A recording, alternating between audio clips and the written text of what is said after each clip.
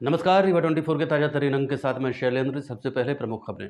आपराधिक जानकारी छुपाकर पासपोर्ट बनवाने के प्रयास में महिया पुलिस ने मामला किया दर्ज। कांग्रेस सेवा दल 5 दिवसीय शिविर का करेगा आयोजन। देश में बढ़ रहे सांप्रदायिक माहौल को खराब करने वाली शक्तियों पर होगा चिंतन।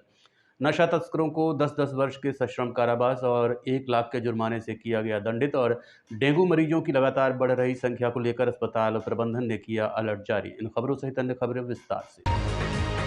आपराधिक जानकारी छुपाकर पासपोर्ट बनवाने के प्रयास में एक आरोपी के ऊपर मामला दर्ज किया गया है। मामला अमहिया थाना अंतर्गत अर्जुन नगर का है।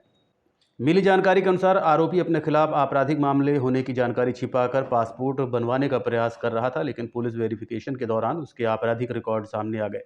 इसके बाद आरोपी फरार हो गया। घटना मैया थाना क्षेत्र की बताई जा रही है। बताया जा रहा है कि अर्जुन नगर निवासी रोहित ठारवानी के द्वारा पासपोर्ट बनवाने के लिए पुलिस वेरिफिकेशन का आवेदन थाने में दिया गया था। जब इस संबंध में गंभीरता से जांच की गई तो रोहित ठारवानी के खिलाफ सिविल लाइन थाने में गंभीर अपराध के मामले दर्ज निकले। आरोपी के द्वारा आवेदन में ये सभी जानकारी छिपाई गई थी। आरोपी की तलाश शुरू कर दी गई है। मामले को लेकर थाना प्रभारी से हमने बात की। मामला ये है कि एक आरोपी है रोहित हरवानी। इन्होंने अपनी जानकारी पासपोर्ट में गलत जानकारी दी थी। इन पर पूर्व से सिविल लाइन थाने में एक आपराधिक प्रकरण दर्ज था और उसकी जानकारी छुपाकर इन्होंने जो है अमैया थाने में पासपोर्ट के लिए अप्लाई किया और एक शपथ पत्र भी दिया था कि भारत देश के किसी थाने में इन पर कोई भी आपराधिक प्रकरण दर्ज नहीं है, जिसकी जांच पे इन पर मुकदमा कायम किया गया है। और धारा 181, 193, 199, 200, 417 और 12(1) पासपोर्ट अधिनियम के तहत इन पे मुकदमा दर्ज किया गया। सर ये कहाँ जाना चाहते थे, किस तरह से अभी ये जानकारी जांच का विषय है। आगे जब जांच में आएगा तो फिर अवगत करा देंगे। ये पुलिस वेरिफिकेशन के लिए आता होगा तो इस बात का उसी वेरिफिकेशन के दौरान ही पता चला था कि उनके ऊपर पूर्व से जो है हमले पंजीबद्ध है। ये अमैया अर्जुन नगर के रहने वाला है। कांग्रेस पार्टी द्वारा 5 दिवसीय कांग्रेस सेवा दल शिविर के आयोजन को लेकर आज राज्यसभा सांसद राजमणि पटेल की ओर से एक पत्रकार वार्ता कर जानकारी दी गई। कांग्रेस सेवा दल द्वारा 5 दिवसीय शिविर का आयोजन आगामी दिनों में किया जाना है, जिसको लेकर राज्यसभा सांसद राजमणि पटेल ने पत्रकार वार्ता कर जानकारी दी। इस दौरान उन्होंने बताया कि देश में बढ़ रहे सांप्रदायिक माहौल को ध्यान में रखते हुए इस शिविर का आयोजन किया जा रहा है। पूरी जानकारी के लिए आपको लिए चलते हैं पत्रकार वार्ता में। सिरमौर विधानसभा क्षेत्र अंतर्गत जवा मुख्यालय में 5 दिन का कांग्रेस सेवा दल का आवासीय प्रशिक्षण शिविर का आयोजन किया गया है, जिसमें जिले से करीब 150 नए कार्यकर्ता इसमें भाग ले रहे हैं और बढ़ सकते हैं, लेकिन 150 की सूची आ गई है। और इसका मुख्य उद्देश्य ये है कि जिस तरह से आज देश में और प्रदेश में सांप्रदायिकता की भावना भड़का करके लोगों को बांटने का प्रयास किया जा रहा है और जो देश की चुनौतियां हैं, समस्याएं हैं, उससे लोगों को भटकाने का प्रयास किया जा रहा है। ऐसे समय में निश्चित रूप से जो आरएसएस की विचारधारा है, जो लोगों को गुमराह करने का प्रयास करके सांप्रदायिकता का जहर घोलने का प्रयास करती है, उसका संगठित तरीके से जवाब देने के लिए निश्चित रूप से आज सेवा दल की आवश्यकता है और सेवा दल की उसमें महत्वपूर्ण भूमिका हो सकती है राष्ट्र के निर्माण में और राष्ट्रीय भावना मजबूत करने में। इसी वजह से ये सोचा गया कि कांग्रेस की विचारधारा और गांधी की विचारधारा और देश की विचारधारा के आधार पर जो कांग्रेस की विचारधारा है, कांग्रेस के हमारे कार्यकर्ता हैं, इनको प्रशिक्षित किया जाए ताकि वो वैचारिक रूप से इस तरह की भावनाओं का जवाब दे सके और देश को एकता और अखंडता को मजबूत करते हुए देश में सद्भावना की भावना को बहाल कर सके। इस वजह से प्रशिक्षण शिविर का आयोजन किया गया है कि चारित्रिक रूप से, मानसिक रूप से, वैचारिक रूप से एक ऐसा कैडर खड़ा हो जो कल्पना डॉक्टर हरिद्वार की थी, जो कल्पना राजीव गांधी जी की थी और उसी के आधार पर उन्होंने इस संगठन को मजबूती भी देने का प्रयास किया है। इन्हीं की विचारधारा को आगे बढ़ाते हुए ये प्रयास किया जा रहा है। गढ़वा में उससे पहले भी कई यहाँ कैंप हो चुके हैं, बघौरा में हुआ, सिरमौर में हुआ, देवास में हुआ, खगड़िया में हुआ और उसी कड़ी को बढ़ाते हुए गढ़वा में इसका आयोजन किया गया है और जिसमें हमारे अतिथि लोग तो आएंगे ही, लेकिन जो प्रशिक्षण का कार्यक्रम है मुख्य रूप से हमारे प्रशिक्षण में जो हमारे शिविराधिपति हैं वो रमेश द्विवेदी जी रहेंगे, और हमारे प्रदेश सेवा दल के मुख्य संगठक, जिसे पहले अध्यक्ष भी होते थे, योगेश यादव जी हैं, और लालजी भाई पटेल जो हमारे राष्ट्रीय संगठन मंत्री हैं, वो भी हैं, लालजी मिश्रा जी, और अपने संभागीय प्रबंधक, संभागीय संगठन मंत्री हैं विमल पांडे जी, और जिलाध्यक्ष अनिल तिवारी जी हैं, जो जिला का काम देख रहे हैं। इन्हीं सबके देख रेख में संगठन का वो सेवा दल का प्रशिक्षण शिविर चलेगा, और प्रशिक्षण देने के लिए विशेष रूप से हमारे प्रदेश के बाहर से, दिल्ली से 3 लोग आ रहे हैं। जिला न्यायालय एवं विशेष सत्र न्यायाधीश एनडीपीएस एक्ट केशव सिंह के द्वारा नशा तस्करों को 10 साल की सजा व 1-1 लाख रुपए के जुर्माने से दंडित किया गया। इरशाद लंबे समय से नशा तस्करी से जुड़ा हुआ था। पुलिस ने इसके घर में भी एक बार छापा मारा था। भारी मात्रा में नशीली कप सिरप तहखाने में बरामद हुई थी। पुलिस को सूचना मिली थी कि 25 मई 2023 को कुछ लोग नशे की खेप लेकर रीवा के करहिया मार्ग से होकर लाडली लक्ष्मी मार्ग के रास्ते रीवा शहर में प्रवेश करेंगे। पुलिस ने लाडली लक्ष्मी मार्ग पर चेकिंग अभियान प्रारंभ किया, जिसमें एक अल्टो कार आती हुई नजर आई। पुलिस ने कार की चेकिंग की और कार के अंदर से 2160 शीशी नशीली कप सिरप बरामद हुई थी। पुलिस ने एनडीपीएस एक्ट के तहत मामले को कोर्ट में पेश किया, जहां सुनवाई के बाद दोनों आरोपी अनुराग त्रिपाठी और इरशाद को 10 साल की सजा और 1-1 लाख रुपए का जुर्माना न अदा करने पर अतिरिक्त कारावास भुगतना होगा। वर्तमान में जिस तरीके से पूरा रीवा शहर नशे में छाया हुआ है, उसको देखकर माना जा रहा है कि नशे के खिलाफ बड़ा प्रहार है। हाँ, ये विशेष न्यायाधीश एनडीपीएस एक्ट समक्ष श्री केशव सिंह साहब के न्यायालय में विचाराधीन SC एनडीपीएस प्रकरण क्रमांक 104/2023, ये थाना सिविल लाइन का अपराध क्रमांक 294/23 से उद्भूत है। इसकी कहानी ये है कि इसमें आरोपी दिनांक 25/5/23 को उप निरीक्षक सुखूलाल उइके साहब को मुखबिर सूचना प्राप्त हुई कि 2 लोग अल्टो कार से नशीली कप सिरप लेकर के करहिया होते हुए लाडली लक्ष्मी पथ मार्ग से शहर रीवा में भारी मात्रा में नशीली सिरप ले आने वाले हैं, जिसके संबंध में औपचारिकताएं पूरी कर उइके साहब ने रेड कार्यवाही किया। रेड कार्यवाही के दौरान जो है लाडली लक्ष्मी पथ मार्ग में 2160 मैंने कार को रोका, कार को घेराबंदी करके पकड़ा। उसमें 2 लोग सवार थे। 2 लोगों का नाम पूछा तो चालक जो है अनुराग त्रिपाठी था, और उसके बगल सीट में बैठा व्यक्ति अपना नाम इरशाद खान बताया। उनको मुखबिर सूचना के बारे में बता करके और सहमति लेकर के जब उनके कार की तलाशी ली गई तो कार में से जो है 11 खाकी रंग के कार्टूनों में 2160 शीशी नशीली कप सिरप बरामद हुई, जिसके संबंध में मौके से लिखा पढ़ी जब्ती गिरफ्तारी आदि की सारी कार्रवाई पश्चात न्यायालय में चालान पेश हुआ। विवेचना पश्चात और चालान पेश होने के बाद न्यायालय ने आरोपी गणों के विरुद्ध धारा 8C 21C एनडीपीएस एक्ट का संज्ञान लेते हुए विचारण प्रारंभ किया। विचारण दौरान रीवा के संजय गांधी अस्पताल में डेंगू मरीजों की निरंतर बढ़ रही संख्या को लेकर अस्पताल प्रबंधन अलर्ट मोड में दिखाई दे रहा है। मौसम में लगातार हो रहे बदलाव की वजह से भारी संख्या में लोग बीमारियों के चपेट में आ रहे हैं। अभी तक सबसे ज़्यादा वायरल फीवर, सर्दी जुकाम, डेंगू के मरीज अस्पताल में पहुंचे हैं। संजय गांधी अस्पताल में सामान्यतः 2500 से 2700 मरीजों को ओपीडी में आने की संभावना जताई जाती है, लेकिन त्योहारों के बाद से ये आंकड़ा 3000 के पार हो चुका है। इस दौरान सबसे ज़्यादा मरीज मेडिसिन विभाग में पहुंचे हैं। मंगलवार को मेडिसिन विभाग में 555 मरीज पहुंचे जो बीमारी से ग्रसित थे। इधर डेंगू का प्रकोप दिन ब दिन बढ़ता जा रहा है। अस्पताल में रोज 10 से 15 नए मरीज पहुंच रहे हैं, जिसमें अधिकांश को प्लेटलेट की कमी के कारण भर्ती किया जा रहा है। इस संबंध में मेडिसिन विभाग के विभागाध्यक्ष डॉक्टर मनोज इंदुलकर ने बताया कि डेंगू के मरीजों की संख्या चिंताजनक है। इनका कहना है कि डेंगू के मरीजों में प्लेटलेट की लगातार कमी होती है। जो मरीज इस समय आ रहे हैं उनका प्लेटलेट 30,000 से 40,000 प्रतिदिन के हिसाब से गिर रहा है और 20 से 30,000 के लेवल में आकर रुक जाता है। बताया जा रहा है कि मरीज को ठीक होने में समय लगता है, लेकिन इसमें एक मरीज को छोड़कर अन्य मरीजों में अभी तक ब्लीडिंग की शिकायत नहीं आई है। मेडिसिन विभाग के विभागाध्यक्ष डॉक्टर मनोज इंदुलकर ने लोगों को सलाह दी है कि ये मच्छर दिन में काटते हैं और साफ पानी में रहते हैं। इसके लिए अपने आसपास पानी जमा न होने दें, क्योंकि ये बीमारी जानलेवा हो सकती है। हाँ, यहाँ पे अभी ये जो हम लोगों का सीज़न रहता है जुलाई, अगस्त, सितंबर और अक्टूबर में, तो हम लोगों की मीटिंग में भी ये बात निकल के आई थी कि अभी डेंगू फीवर हमारे बढ़े होंगे।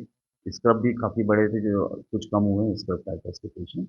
हाँ, अभी जो वर्तमान में हम लोगों को फीवर के केसेस जिसमें हम लोग सस्पेक्ट कर रहे हैं कि ये डेंगू हो सकता है, वो 837 केस हम लोगों ने सस्पेक्ट किए थे डेंगू फीवर के। इनको सीवियर बेकिक था और चलने में असमर्थ हो रहे थे और जिनका प्लेटलेट काउंट कम था, तो 837 केस हम लोगों इस तरह के आए थे।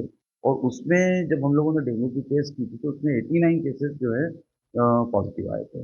कुछ के एंटीजन पॉजिटिव थे, कुछ के एंटीबॉडीज पॉजिटिव थे। ऐसे 89 केसेस हम लोगों के पास आए थे और ये वो केसेस थे जिन लोगों को मतलब प्लेटलेट बहुत ही कम था। और फॉर्चुनेटली मैं एक पेशेंट को छोड़ के बाकी मरीजों में कोई ब्लीडिंग नहीं हुई है। अन्यथा जब प्लेटलेट हम लोगों ने जो देखा है इस समय, वो तेज़ी से प्रतिदिन 30 से 40 हज़ार गिरता है और 20,000 या 30,000 पे ठहर जाता है। और उसमें अक्सर हमने देखा है कि अभी का जो वर्तमान का जो ये अपना एंडेमिक हुआ हैगा, इसमें कोई ब्लीडिंग की संभावना अभी नहीं दिख रही है और किसी तरह की इसमें डेथ भी नहीं हुई है। जैसे 2 तरह के और होते हैं, एक डेंगू शॉक सिंड्रोम होता है और एक डेंगू हेमरेजिक फीवर होता है। तो इस तरह के केसेस नहीं है।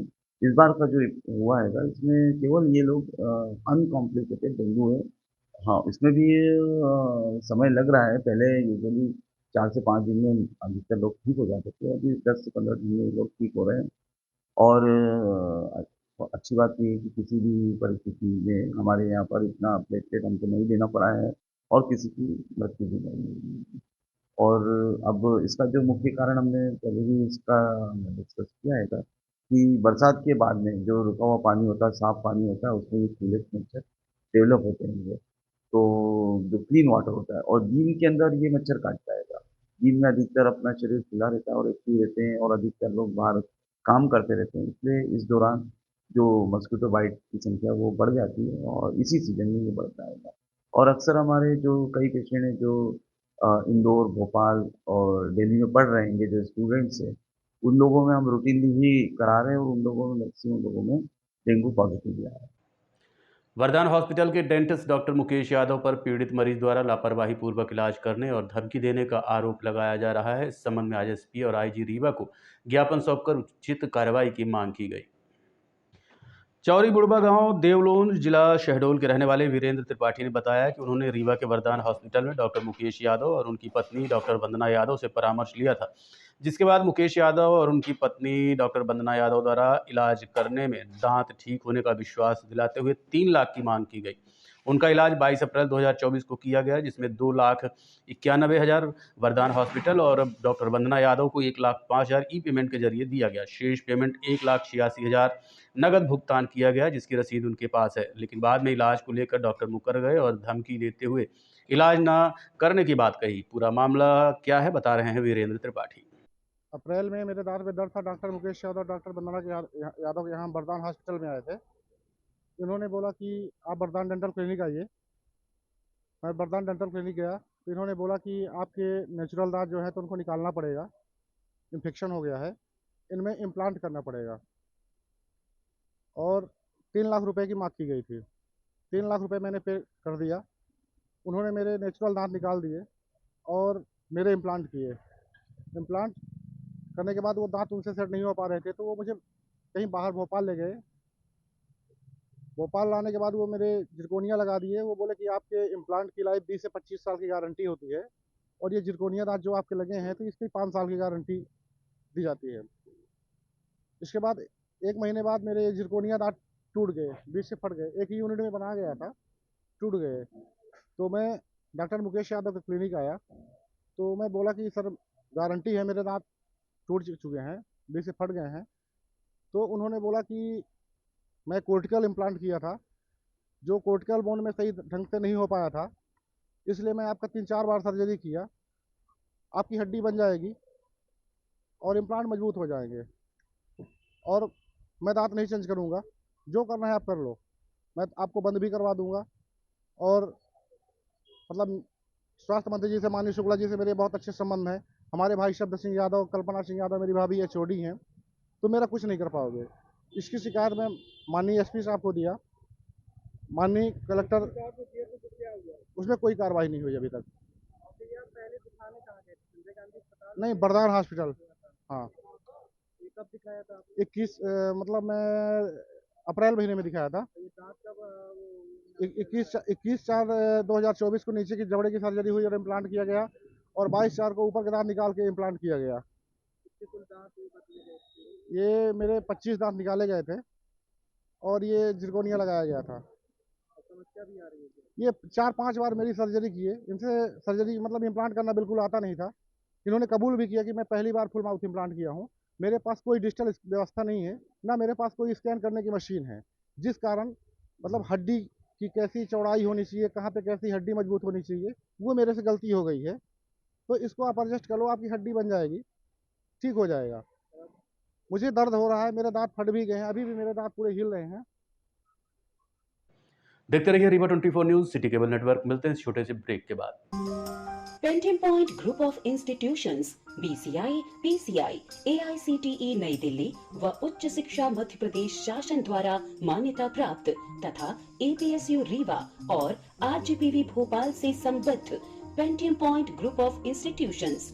हमारे यहाँ नियमित पाठ्यक्रमों में law courses BA LLB, LLB, LLM, BCom LLB, BBA LLB, management courses MBA, IT, finance, marketing, HR, BBA, pharmacy courses D pharmacy, B pharmacy, pharmacy के अलावा BA all group, BBA, BCA, BCom, BSc, CS, PCM, BSc CBZ, BSc biotech, MSc physics, chemistry, computer science व biotech, MA history, sociology, economics, MCom, MSW, PGDCA उपलब्ध हैं। सन 2002 से लगातार आपकी सेवा में तत्पर Pentium point group of institutions. हमारे यहाँ उपलब्ध सुविधाएं, hi tech infrastructure, highly qualified and experienced faculties, free bus facility for separate boys and girls, 500 computers with high-tech computer lab, AC auditorium, research level biotech lab, free e library and e journals. तो हमारा पता याद रखें, हमारा हेड ऑफिस है 24 हेडगेवार नगर, college चौक, रीवा। हमारे college campus हैं Karahiya Simaria road, Rewa और हरदी सिमरिया रोड, रीवा। अधिक जानकारी के लिए हमें इन नंबर्स पर संपर्क करें। अपने बच्चों के उज्जवल भविष्य के लिए संपर्क करें Pentium point group of institutions. विश्व कल्याण एवं शांति हेतु झलबद्री आश्रम रीवा में 7 से 15 दिसंबर 2024 तक भव्य श्री राम महायज्ञ के आयोजन की महातैयारियां शुरू हो गई हैं, जिसको लेकर आज मीडिया से जानकारी साझा की गई। सनकादिक महाराज श्रीधाम चित्रकूट के संरक्षण में सर्वे भवन्तु सुखिनः विश्व कल्याण एवं शांति हेतु भगवान महामृत्युंजय की पावन पुनीत नगरी सनकादिक अरण्य झलबद्री आश्रम रीवा में 7 से 15 दिसंबर 2024 को भव्य श्री राम महायज्ञ के आयोजन की तैयारियां शुरू हो चुकी हैं। यज्ञ मंडप को बनाने के लिए कारीगर राजस्थान एवं पंजाब से आ रहे हैं। सिरकी एवं बांस असम से आया है, बल्ली पंजाब से आई है। इस दौरान झलबद्री आश्रम के समीप एक बड़ी यज्ञशाला बनाई जा रही है, जहां तैयारियां जोर शोर से शुरू हैं। यज्ञशाला में 1000 से अधिक लोगों के आने की संभावना जताई जा रही है, जिसे लेकर मंदिर प्रबंधन एवं प्रशासनिक तैयारियां शुरू कर दी गई हैं। इस संबंध में सनकादिक महाराज ने क्या कहा, आपको सुनवाते हैं। सबसे पहले तो चाहिए, सनातन धर्म का एक विशिष्ट अनुष्ठान है। सनातन धर्म में ऐसी मान्यता है, जब कोई विशिष्ट कार्य करना हो तो उस यज्ञ किया जाता है। किसी विशिष्ट प्राप्ति के लिए यज्ञ किया जाता है। कोई बहुत बड़ा कार्य संपन्न हो तो उसकी संपन्नता को पूर्ण करने के लिए यज्ञ किया जाता है। सनातन धर्म की शुरुआत यज्ञ से और समापन यज्ञ से। इस सृष्टि का शुभारंभ राम जी की इच्छा से जब हुआ तो ब्रह्मा जी ने सबसे पहले यज्ञ किया। पहला यज्ञ ब्रह्मा जी ने किया राम जी की से पुष्कर राज्य में, जहाँ ब्रह्मा जी का एक मंदिर है, इकलौता मंदिर राम भारतवर्ष में ब्रह्मा जी का पुष्कर राज्य में है।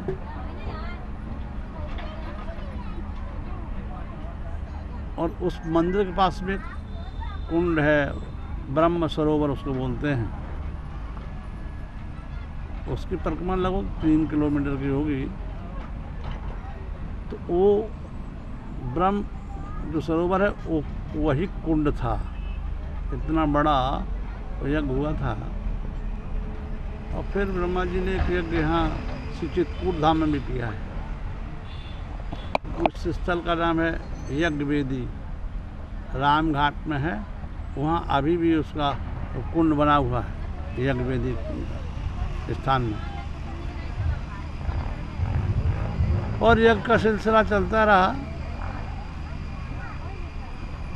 सनातन धर्म में 33 कोटि देवी देवताओं की मान्यता है। अवैध संबंधों के शक के चलते हुए विवाद के बाद पत्नी के बुलाए गुंडों ने आकर पति की जमकर धुनाई कर दी। इसके बाद पीड़ित पति आज पुलिस अधीक्षक कार्यालय पहुंचा और कार्रवाई की मांग की है। पुलिस अधीक्षक कार्यालय फरियाद करने पहुंचे महागांव निवासी मोहित रजक ने बताया कि विवाह के बाद से ही उसकी पत्नी किसी अन्य व्यक्ति से लगातार फोन पर बात करती रहती थी, जिस बात को लेकर हमेशा विवाद होता रहता था। इस बात की शिकायत एक बार पहले भी थाने में की गई।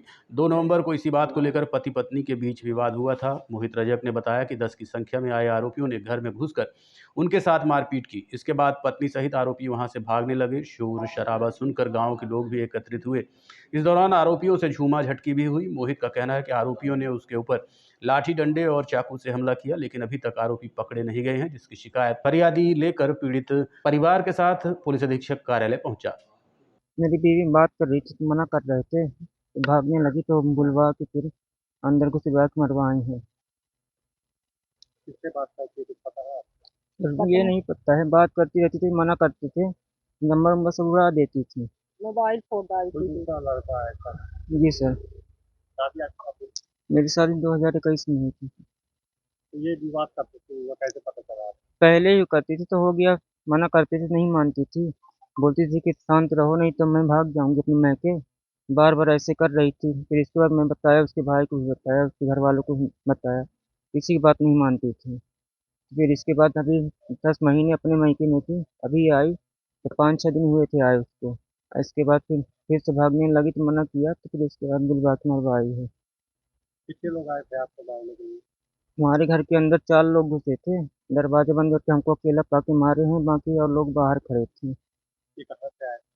वो मेरा से आए थे। ससुराल की तरफ से? हाँ, ससुराल से आए थे मेरे। उनको मायके वालों को पता है कि उसकी कुछ और कोई भी उनको सब पता है, उनको मैं बताया हुई थी। ऐसा पता चल रहा है कि आपको पत्नी आपको पता है कि बाबा परिवार का बात। जी सर, वो न्यूज में देखा था तभी पता चला था। पूरी क्यों कहीं कैसे उनको फिर गांव वाले भागने लगे हैं, तो फिर इसके बाद गांव वालों की होंगे तो मैं तो खुद ही बेहोश हो गया था। मेरे लगा था चाकू सिर पे मार दिए थे, पैर में राड मारे हैं। गाँव वाले नहीं लगे।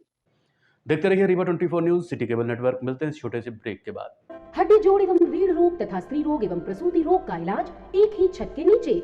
विघ्नहर्ता hospital and trauma centre, hotel landmark के पास, रतहरा, रीवा। डॉक्टर संतोष सोनी, पूर्व चिकित्सक, बॉम्बे हॉस्पिटल, मुंबई। हड्डी जोड़ एवं रीढ़ रोग विशेषज्ञ, छोटे चीरे एवं दूरबीन विधि द्वारा हाथ तथा पैर की हड्डियों का ऑपरेशन। गठियाबात, जटिल एवं बिगड़े हुए फ्रैक्चर का बेहतर इलाज करते हैं डॉक्टर संतोष सोनी। विघ्नहर्ता हॉस्पिटल ट्रॉमा सेंटर में ही स्त्री एवं प्रसूत रोग विशेषज्ञ डॉक्टर शैलजा सोनी भी उपलब्ध हैं, जिनकी देखरेख में नॉर्मल डिलीवरी, सिजेरियन ऑपरेशन एवं बच्चेदानी से संबंधित ऑपरेशन की बेहतर सुविधा। संतानहीन दंपत्ति तत्काल संपर्क करें। विघ्नहर्ता hospital and trauma centre, hotel landmark के पास, रतहरा, रीवा। सुविधाजनक एवं सफल इलाज हेतु आज ही संपर्क करें।